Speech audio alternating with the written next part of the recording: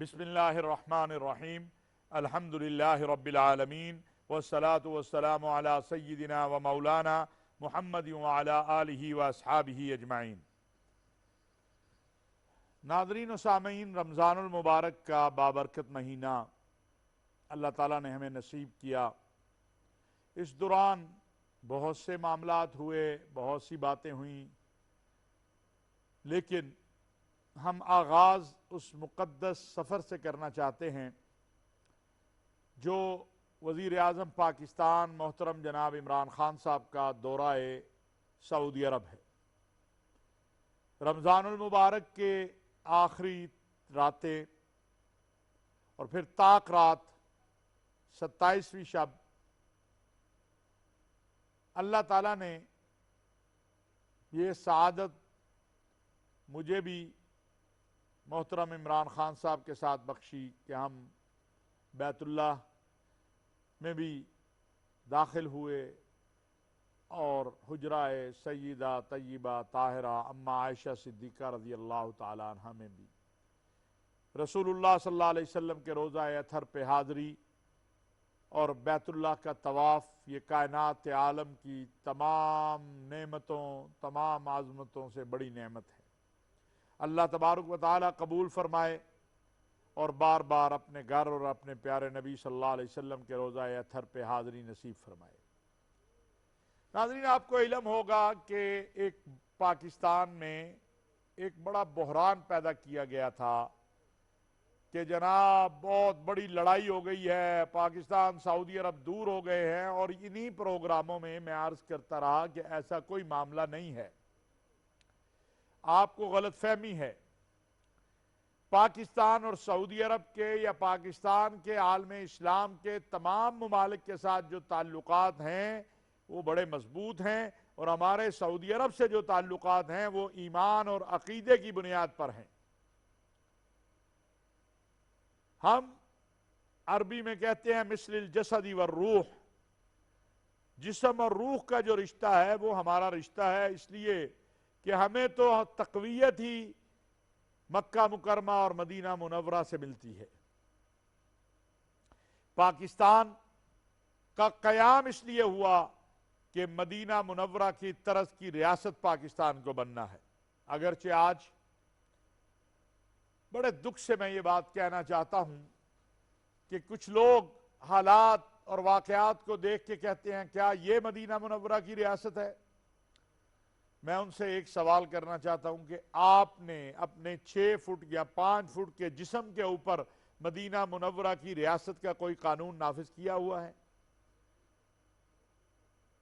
قانون کا نفاذ اور اس پہ عمل درآمد حکومت اور قوم مل کے ساتھ کرتی ہے۔ ریاست اور قوم جب مل کے آگے بڑھتی ہیں تو پھر بڑی سے بڑی منزلیں پا لیتے ہیں، اور عمران خان صاحب کا یہ جو ویژن اور سوچ ہے کہ پاکستان کو مدینہ منورہ کے طرز کی ریاست بنانا ہے، یہ انشاءاللہ ایک دن ضرور اس کی تعبیر اور اس خواب کی تعبیر ہوگی کہ جب یہاں پر طاقتور اور کمزور سب کو ایک ہی جگہ پر ایک ہی طرز پر انصاف ملے گا۔ یہ نہیں کہ طاقتور تو جیسا چاہے اپنی مرضی کا فیصلہ لے لے اور کمزور جو ہے وہ دیکھتا رہ جائے کہ میرے ساتھ کیا ہو رہا ہے۔ اگر عمر بن خطاب رضی اللہ تعالیٰ عنہ سے سوال ہو سکتا ہے تو پھر کوئی بھی ہو اس سے کیوں نہیں سوال ہو سکتا؟ کیوں وہ جواب دہ نہیں ہے؟ یہ وہ چیز ہے جس کی طرف ہمیں توجہ کرنی ہے۔ چونکہ مدینہ منورہ کا نام آیا تو مدینہ منورہ کی طرز کی ریاست کا بھی میں نے ذکر کیا۔ الحمدللہ اس دورہ سعودی عرب سے وہ ساری افواہ سازی جو پھیلائی گئی وہ ختم ہو گئی۔ سعودی عرب کے ولی عہد امیر محمد بن سلمان نے خود محترم جناب عمران خان صاحب کا ایئرپورٹ پہ آ کے استقبال کیا، اور پھر ان کے اور امیر محمد بن سلمان کے اور پاکستان کے جو اہم وزراء تھے جو ساتھ گئے تھے وفد میں، اور پاکستان کے سپہ سالار جنرل قمر جاوید باجوہ صاحب، ان کی جو ملاقاتیں ہوئیں اس کو اگر میں ایک لفظ میں بیان کرنا چاہوں تو وہ یہ ہیں کہ الحمدللہ ہمارے تعلقات جو ماضی میں تھے اس سے کہیں بہتر ہونے جا رہے ہیں اور ہو گئے ہیں۔ انشاءاللہ پاکستان کو سعودی عرب کے اندر جو نئے شہر بن رہے ہیں، جو نئے اصلاحات کے بعد اقتصادی معاشی تبدیلیاں آ رہی ہیں، پاکستان اس میں بھی شریک ہے اور شریک ہوگا۔ گرین پاکستان، گرین سعودی عرب، گرین مشرق وسطی، اس پر بھی ہم آگے بڑھ رہے ہیں۔ پھر وزیر اعظم پاکستان نے اسلامی تعاون تنظیم کے سیکرٹری جنرل سے ایک تفصیلی میٹنگ کی، جس میں مسئلہ کشمیر، فلسطین، اسلامک فوبیا، توہین ناموس رسالت، ان سب کے اوپر بات چیت ہوئی۔ اور وزیر اعظم عمران خان صاحب نے اسلامی تعاون تنظیم کے سیکرٹری جنرل کو یہ بات کہی کہ پاکستان عالم اسلام کے اتحاد اور وحدت کے لیے، مظلوم فلسطینیوں اور کشمیریوں کے لیے، اسلامک فوبیا کے خلاف اور توہین ناموس رسالت کے معاملے کے اوپر ہر کردار ادا کرنے کو تیار ہے۔ اسلامی تعاون تنظیم جو ہماری ذمہ داری لگائے گی ہم اس کے لیے تیار ہیں۔ آپ کو معلوم ہے اور معلوم ہونا بھی چاہیے کہ دنیا اسلام کی واحد عالمی تنظیم جو ہے، جو حکومتی، جس میں 56 سے 57 اسلامی ممالک شامل ہیں، وہ اسلامی تعاون تنظیم جسے OIC کہتے ہیں، اور الحمدللہ پاکستان اس کا بانی ممبر ہے۔ لاہور شہر کے اندر اس کے قیام کا فیصلہ ہوا تھا۔ اسی طرح وزیر اعظم سے ائمہ حرمین، ہمارے لیے، میں یہ سمجھتا ہوں کہ پاکستان کے لیے یہ بڑا اعزاز ہے کہ 3 بڑے ائمہ اور حرمین شریفین کی ریاست کے سربراہ الشیخ عبد الرحمن السدیس اور الشیخ شریم اور شیخ صالح حمید تشریف لائے، اور ان کے ساتھ خادم الحرمین شریفین شاہ سلمان بن عبدالعزیز کے ایڈوائزر، جن کو عالم عرب میں، عالم اسلام میں بہت بڑا علمی مقام حاصل ہے، شیخ سعد شتری، وہ بھی تشریف لائے، اور مفصل عالم اسلام کی صورتحال پر بات چیت ہوئی۔ میں ایک جملہ جو شیخ عبد الرحمن السدیس نے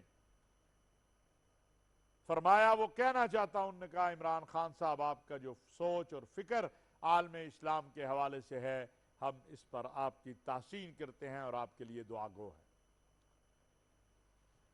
ناظرین، اللہ کا دین سر بلند ہے۔ قرآن کریم میں کہا گیا وَلِلَّهِ الْعِزَّةُ وَلِرَسُولِهِ وَلِلْمُؤْمِنِينَ، میرے لیے، عالم اسلام کے لیے، اور یہ میں خود نہیں کہہ رہا، مجھے یہ بہت بڑے بڑے علماء مشائخ جو حرم کے ہیں انہوں نے کہا کہ جس طرح خاتون اول حجاب میں تشریف لائی ہیں، اس نے پاکستان کے مقام کو اور بلند کیا ہے۔ کسی لکھنے والے نے سوشل میڈیا پر لکھا کہ اگر دنیا اسلام کی ایٹمی قوت کے وزیر اعظم کی اہلیہ حجاب کر سکتی ہے تو اس کا مطلب یہ ہوا کہ ترقی میں حجاب رکاوٹ نہیں ہے، ترقی میں سنتوں پہ عمل کرنا، قرآن و سنت پہ عمل کرنا، یہ رکاوٹ نہیں ہے۔ الحمدللہ علی ذالک۔ اس دورے سے بہت ساری اہم چیزیں جو ہوئی ہیں اور جو ہونے جا رہی ہیں وہ آپ اگلے چند دنوں میں اور ماہ میں دیکھیں گے۔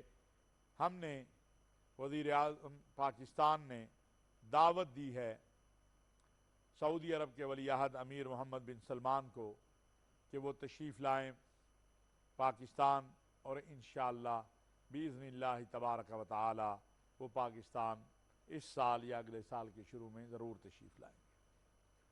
ناظرین، اب وہ سلجھتا ہوا مسئلہ جو امت مسلمہ کا مسئلہ ہے، جو انسانیت کا مسئلہ ہے، جو ہر انصاف پسند کا مسئلہ ہے، وہ مسئلہ فلسطین ہے۔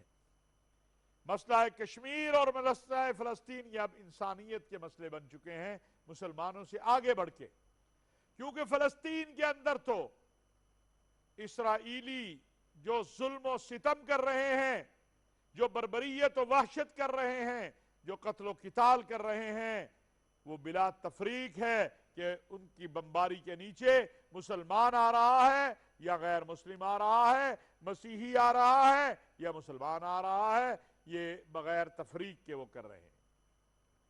ذرائع ابلاغ کے مراکز کو انہوں نے نشانہ بنایا ہے، چھوٹے چھوٹے بچوں کو انہوں نے نشانہ بنایا ہے۔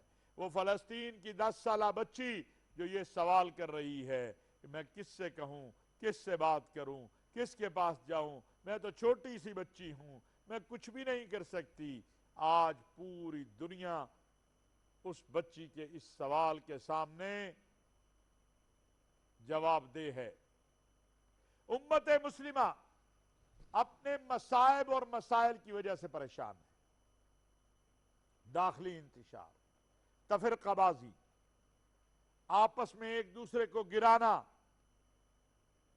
اس کے خاتمے کے لیے پاکستان اور وزیر اعظم پاکستان عمران خان دنیا اسلام کو متوجہ کر رہے ہیں کہ آؤ ان تمام مسائل پر جو امت کے مسائل ہیں اور اس بہنے والے خون پر متحد ہو کر ایک موقف اپنائیں اور عملی قدم اٹھائیں کہ اب یہ ظلم و ستم کا بازار مزید گرم نہیں رہنا چاہیے، اب یہ ظلم و ستم مزید نہیں ہونا چاہیے۔ دکھ کی بات تو یہ ہے کہ جو انسانیت کی بڑی بات کرتے ہیں، جو انسانی حقوق کی بڑی بات کرتے ہیں، وہ بھی خاموشی اختیار کیے ہوئے ہیں، وہ بھی خاموشی اختیار کیے ہوئے ہیں۔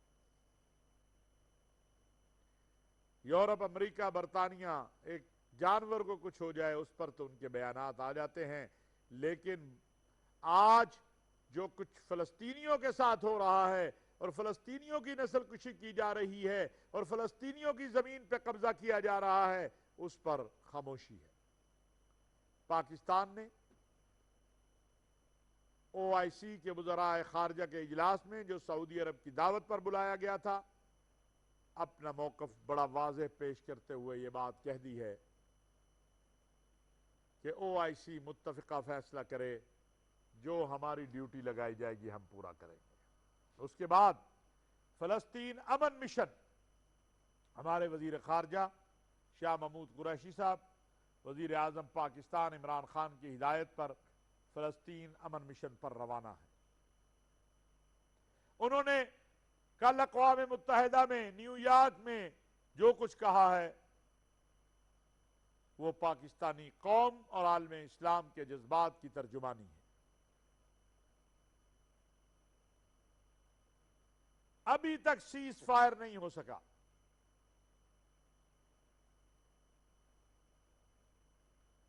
دنیا کو سوچنا ہوگا، جیسے سعودی عرب کے وزیر خارجہ امیر فیصل جو ہے بن فرحان، انہوں نے کہا ہے کہ اگر یہ ظلم و ستم بند نہیں ہوتا تو پھر اس کے جو منفی اثرات ہوں گے وہ سب کو بھگتنے ہوں گے، وہ بڑے خوفناک ہوں گے۔ مسلمان ہی نہیں، غیر مسلم بھی اس بربریت کے خلاف اپنی آواز کو بلند کر رہے ہیں۔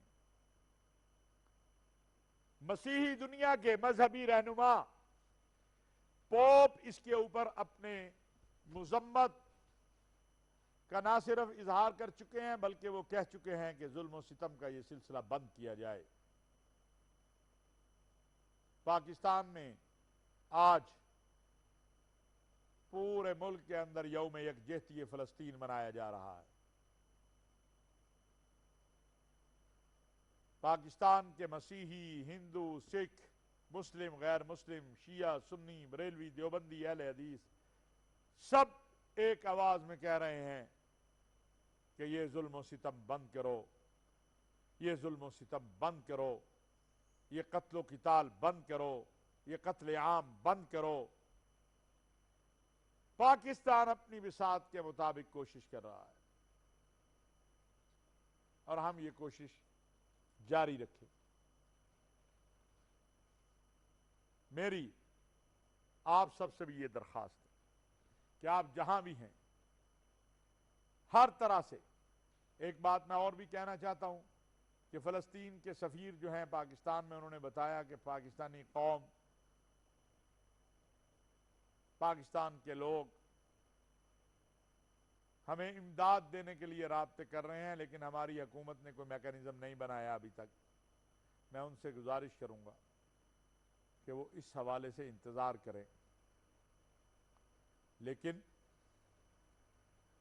آپ اخلاقی طور پہ، مالی طور پہ، ادویات کی صورت میں جو امداد کرنا چاہتے ہیں، انشاءاللہ حکومت پاکستان اس پر کوئی میکانزم آپ کو جلد بتا دے گی۔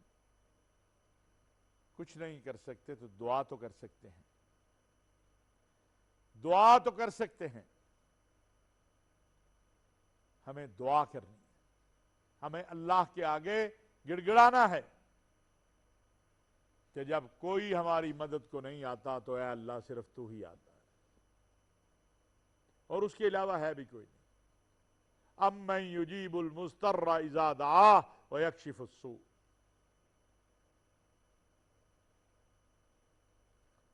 اس میں کوئی شک نہیں ہے کہ آج جو ہماری حالت ہے اس کا سبب مال و زر سے ہماری محبت ہے۔ اللہ سے اس طرح تعلق نہ ہونا ہے، رسول اللہ صلی اللہ علیہ وسلم کے بتائے ہوئے رستے پہ نہ چلنا ہے، لیکن ہم آخر اللہ کے ماننے والے ہیں اور محمد عربی صلی اللہ علیہ وسلم کے امتی ہیں۔ حب الدنیا و کراہیت الموت، اللہ کے نبی صلی اللہ علیہ وسلم یہ بتا چکے ہیں کہ تمہاری دنیا کی محبت اور موت سے ڈرنا تمہیں مغلوب کر کے رکھ دے گا۔ اس مغلوب کیفیت سے غلبے کی کیفیت میں کیسے آئیں گے؟ اس کے لیے اللہ نے قرآن کریم میں بتایا ہے، ان تنصروا اللہ ینصرکم ویثبت اقدامکم۔ آؤ اللہ کے دین پہ چلیں، آؤ مظلوموں کی مدد کریں، آؤ اللہ کے دین کی مدد کریں، آؤ غلبہ اسلام کے لیے جدوجہد کریں۔ جب ہم اخلاص نیت کے ساتھ اللہ اور اللہ کے رسول کے بتائے ہوئے راستے پر عمل کریں گے اور سچے دل سے اللہ سے مانگیں گے، تو پھر انشاءاللہ ہم اس دنیا میں بھی اور آخرت میں بھی کامیابی ہمارا مقدر ہوگی۔ ان تنصروا اللہ ینصرکم، نکلو تو صحیح، کوشش تو کرو۔ لوگ کہتے ہیں فلاں بڑا کردار نہیں ادا کر رہا، فلاں یہ نہیں کر رہا۔ میں کہتا ہوں جو جتنا کر رہا ہے اس کی تحسین کرو، اس کو حوصلہ دو، اس کو ہمت ہو تاکہ وہ آگے بڑھے اور کوشش کرے۔ ہمیں اس وقت تک اپنی آواز اور اپنی جدوجہد کو جاری رکھنا ہے جب تک فلسطینیوں پہ ظلم و ستم بند نہ ہو اور فلسطین ایک آزاد خود مختار ریاست نہ بن جائے جس کا دار الخلافہ القدس ہو، جب تک کشمیریوں کو آزادی نہ مل جائے اور کشمیری اپنا فیصلہ خود نہ کر لیں، ہمیں آواز بھی بلند کرنی ہے، جو کر سکتے ہیں وہ کرنا ہے۔ ناظرین، آخر میں یہ گزارش کروں گا کہ یہ جو کرونا کی وبا ہے، اس سے اللہ نے ہمیں بڑا بچایا ہوا ہے، ہم اس اللہ کے شکر گزار ہیں، لیکن احتیاط بھی ضروری ہے، احتیاط بھی کیجیے۔ جن کو ویکسین کے لیے بلایا جا رہا ہے ان کا نمبر آ گیا ہے، وہ جا کے ویکسین لگوائیں۔ اپنے پڑوس ہندوستان کے حالات کو دیکھ لے کیا ہے. لہذا اس معاملے میں کوتاہی نہ کیجیے. جو طبی ماہرین کہہ رہے ہیں ان پر عمل کیجیے. ناظرین، ایک بات اور عرض کرنا چاہتا ہوں. کچھ سیاسی میدان میں بھی باتیں ہوئی ہیں. صرف ایک بات عرض کرنا چاہتا ہوں کہ اگر انصاف کی بالادستی ہو جائے تو پھر کبھی قومیں زوال پذیر نہیں ہوتی. اللہ تعالیٰ نے قرآن کریم میں حکم دیا ہے ان اللہ یأمر بالعدل، انصاف کرنا، والاحسان، اور نیکی کرنا، لوگوں سے حسن سلوک کرنا. انشاءاللہ اس پہ تفصیلی بات آئندہ ہوگی. اللہ تبارک و تعالی جو کہا سنا اس پر عمل کی توفیق عطا فرمائے. وما علینا الا البلاغ.